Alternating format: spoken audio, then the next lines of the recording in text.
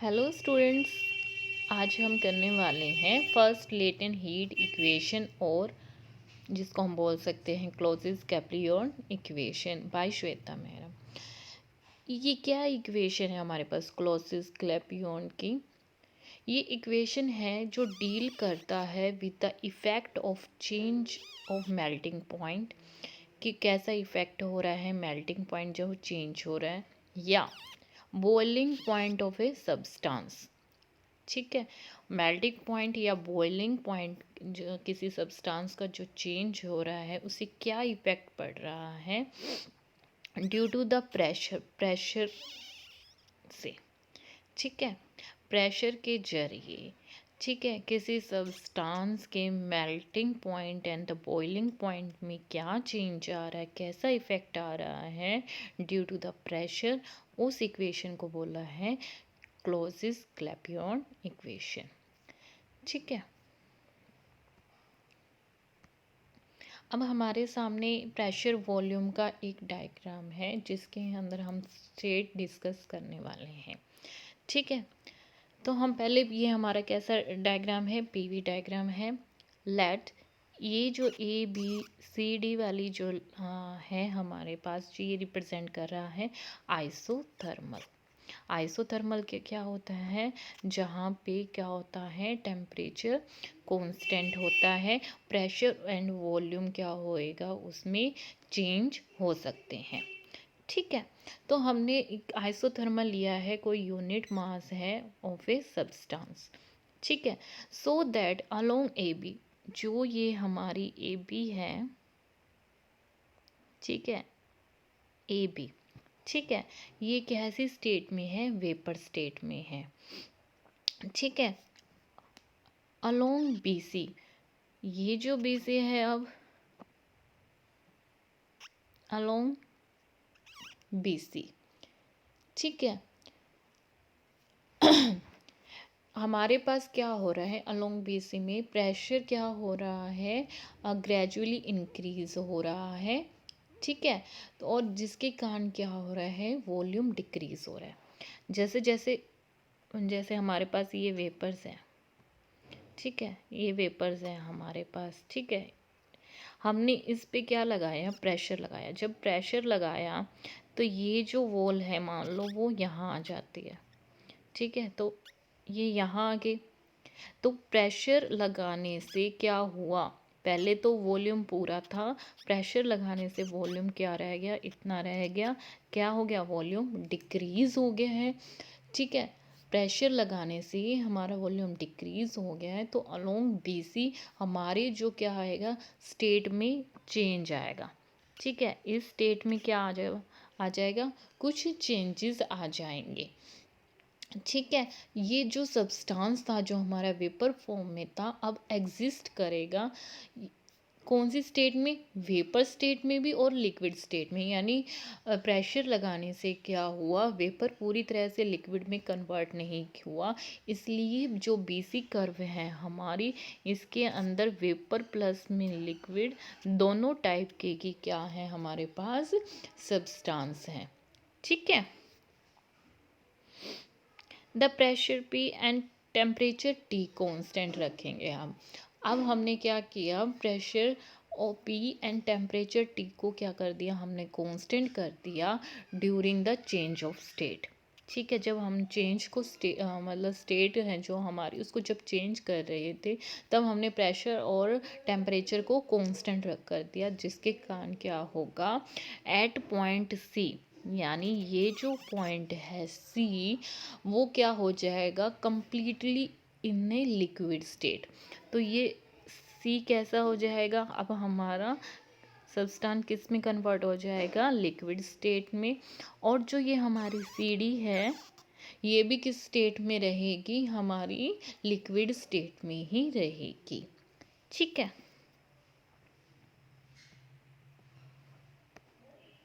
Now जैसे हमने ABCD का के लिए किया था, अब हम सिमिलरली किसके लिए करेंगे, EFG के लिए, EFGH, EFG और H के लिए।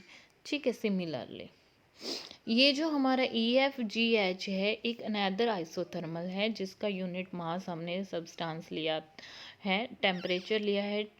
इसके लिए हमने टेम्परेचर T लिया था फॉर द ABCD के लिए, ठीक है, कर्व के लिए। और P के लिए भी प्रेशर के लिए हमने ओनली P लिया था, ठीक है। अब हमने वेरिएशंस दिखाने हैं, तो हमने इस कर्व में जो हमारी EFG वाली एच है, अब हमने उसके लिए जो सब्सटेंस लिया है वो टेम्परेचर लिया है T-D लिया है, और प्रेशर लिया है हमने P-DP लिया है। द सब्सटेंस हमारा जो EF के अलोंग है वो कैसा है, हमारा वेपर स्टेट में है, वेपर स्टेट में है। और Fg जब जैसे जैसे हमने क्या किया, प्रेशर लगाया तो वॉल्यूम डिक्रीज हुआ, तो हमारा जो Fg है वो लिक्विड स्टेट में भी है और वेपर स्टेट में भी है, ठीक है, liquid as well as vapour state, ठीक है, ये दोनों स्टेट में है। और G पॉइंट पे क्या हुआ, हमने क्या कर दिया, जो स्टेट थी प्रेशर और टेम्परेचर को हमने क्या कर दिया, कांस्टेंट रख दिया, और G स्टेट हमारी कैसे आ गई, कम्प्लीटली इन लिक्विड स्टेट। और GH कर्व भी हमारी यही शो कर रही है, ठीक है। अलोंग FG हमने क्या किया, प्रेशर को कांस्टेंट किया, कौन से प्रेशर को, P-DP। T क्या होता है, boiling point of the liquid at pressure P for the curve ABCD के लिए। और T-DT the boiling point of the pressure at P-DP, यानी ये EFGH के लिए है, ठीक है। ABCD के लिए टेम्परेचर T है, बॉइलिंग पॉइंट T है, और प्रेशर हमारा क्या है, P। और EFG के लिए हमारे पास टेम्परेचर है T-DT, और प्रेशर क्या है, P-DP है, ओके। अब हमने लेट कर लिया कि जो हमारा CL है यानी दिस वन, ठीक है, और BM, ये क्या होते हैं, एडियाबैटिक होते हैं। ये दो हमारे आइसोथर्मल, हमने कार्नोट इंजन नहीं किया है, लेकिन उसमें क्या है, ये आइसोथर्मल वॉल्स हैं हमारी, ठीक है। और जब ये होती हैं एडियाबैटिक दोनों, जब ये कार्नोट इंजन चलता है, ये एक साइक्लिक प्रोसेस है, तो ये ऊपर नीचे वाली आइसोथर्मल है, पैरेलल लाइंस आइसोथर्मल है, एंड दस जो हमारी स्ट्रेट होएगी वो क्या होंगी, आपस में जो कनेक्ट करेंगे हम, वो एडियाबैटिक वॉल्स होती हैं, ठीक है। तो हमारा क्या हुआ, CL और जो ये BM है, ये represent two adiabatic through C and B, यानी C और B पॉइंट पे क्या हमारे एडियाबैटिक बता रहे हैं, जहाँ पे जो हमारा टेम्परेचर कैसे फॉल हुआ है, T से DT का टेम्परेचर फॉल हुआ है, ठीक है।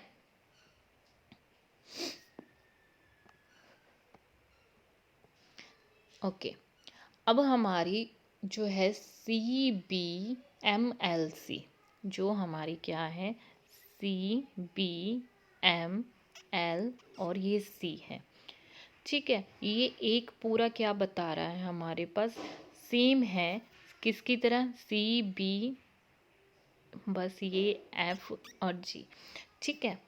ये दोनों क्या है, बहुत ही नियरली सेम होंगे, ठीक है। इट रिप्रेजेंट,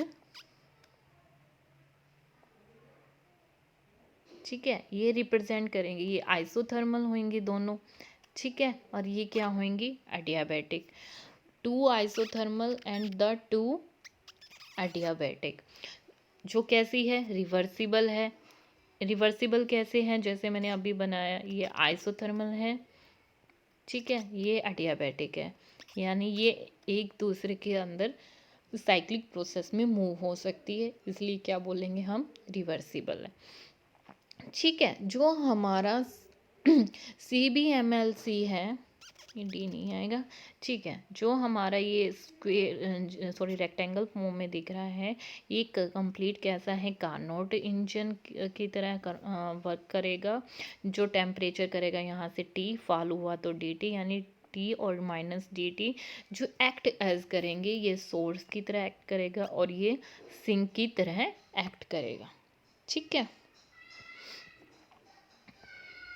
ठीक है। मान लो हमने अब क्या लिया, कार्नोट इंजन के कुछ स्टेप्स हैं, उस स्टेप्स को अब हम कंसीडर करते हैं। ठीक है,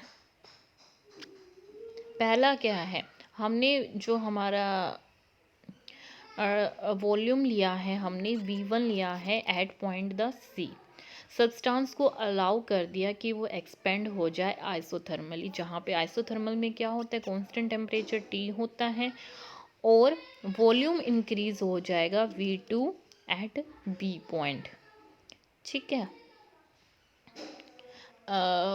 जैसे ये हमारी कर्व थी, ये हमारा A, एक मिनट, ये A, ये B, ये C and this is G। Okay, हमने क्या किया, जो C पॉइंट है यानी दिस पॉइंट, हमने उस पर V1 टेम्परेचर किया सब्सटेंस को। अब हम रिवर्स चल रहे हैं यानी दिस डायरेक्शन में। ठीक है, तो हमने क्या किया, उसको आइसोथर्मल पे कांस्टेंट टेम्परेचर पे एक्सपेंड होने दिया। जो लिक्विड है उसको हमने क्या किया, टेम्परेचर किया, तो उसको एक्सपेंड होने के लिए, एक्सपेंड करेगा तो क्या होगा, वॉल्यूम इंक्रीज होगा, यानी वो वापस से वेपर स्टेट में आ सकते हैं। तो यानी इस पॉइंट पे हमारा वॉल्यूम कैसे हो गया, V2 हो गया। The amount of heat observe for this change of the state is L। ठीक है, पहले हम क्या बोलते थे हीट को, ठीक है, जो ऑब्जर्व बाय किसके हुई थी, सोर्स के द्वारा। ये सोर्स एक्ट एज सोर्स ही कर रहा है। ठीक है, तो अब वो सोर्स क्या से हीट ऑब्जर्व कर रहा है, एल कर रहा है, जिसको हम बोल रहे हैं लेटेंट हीट ऑफ वेपराइजेशन। ठीक है, we have consider only unit mass substance.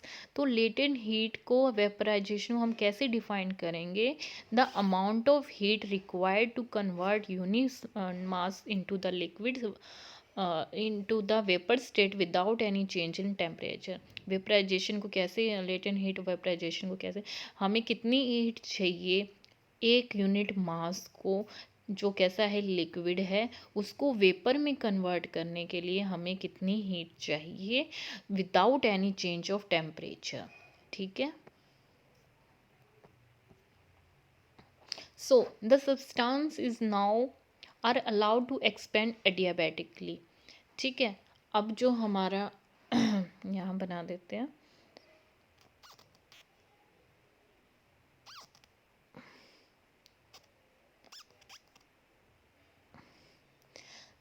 ये क्या है हमारे पास, B, C, L और M।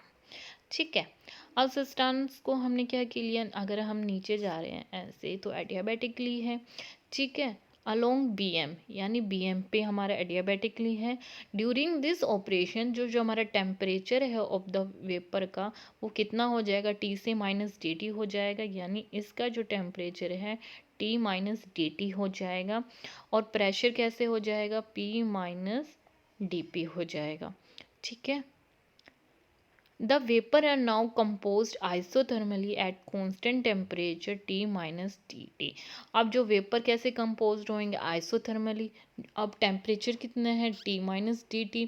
अब हीट ये सिंक की तरह एक्ट करेगी, नीचे वाली हमारी जो कर्व है।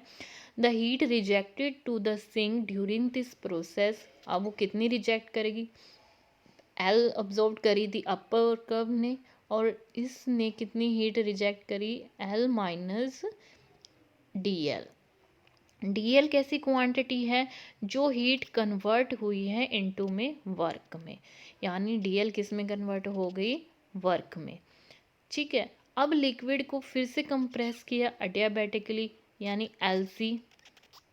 ठीक है, which attain the original volume and temperature by V1 P and T। अब वापस से कितना, अब ऊपर जा रहा है, तो इस पॉइंट पे हमारा C पॉइंट पे मैंने आपको बताया था हमारे पास वॉल्यूम V1 है, और अब ऊपर जा रहे हैं तो वहाँ पे टेम्परेचर T ही था और प्रेशर P ही था।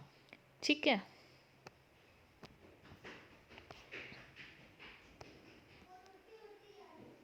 अब हम क्या निकालेंगे, एफिशिएंसी निकालेंगे ऑफ कार्नोट इंजन, ये क्योंकि ये पूरा प्रोसेस कैसे कार्नोट इंजन की तरफ चल रहा है।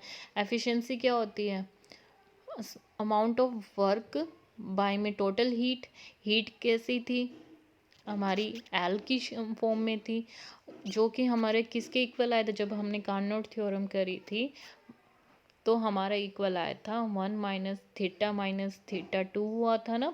यहाँ पे टी माइनस कितना रहेगा, डी टी रहेगा बाय में थीटा 1 जो हमारा टी था, ठीक है।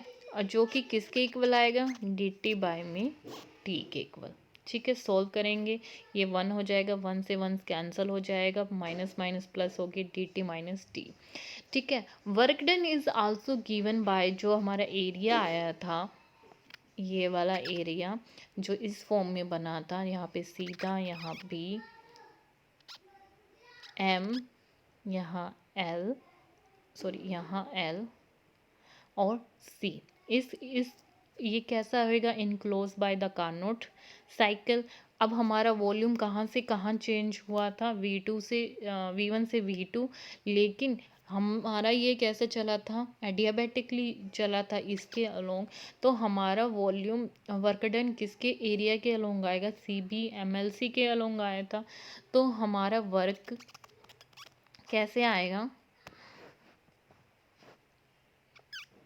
DP V2 माइनस में V1, ये हमारा वर्क डन हो गया, मतलब टोटल वर्क हो गया कैसा, DP V2 माइनस में V1। अब यही वैल्यू को हमने अभी जो प्रीवियस निकाला था हम उसमें पुट कर देंगे, ठीक है। एल की जगह सॉरी वर्क की जगह हम पुट कर देंगे, तो हमारे पास कैसे आएगा, DP V2 minus V1 by में L DT बाय में T, ठीक है। इसको रिवर्स भी करना चाहेंगे आप, DP बाय में DT निकालना चाहोगे तो भी हमारा निकल जाएगा। यही हमारी जो रिलेशनशिप है, कौन सी रिलेशनशिप, DP बाय में DT, L बाय में T, V2 माइनस में V1, यही हमारी कौन सी इक्वेशन आई है, क्लॉजिस की क्लैपियन इक्वेशन, ठीक है। So that's all about today. Thank you so much.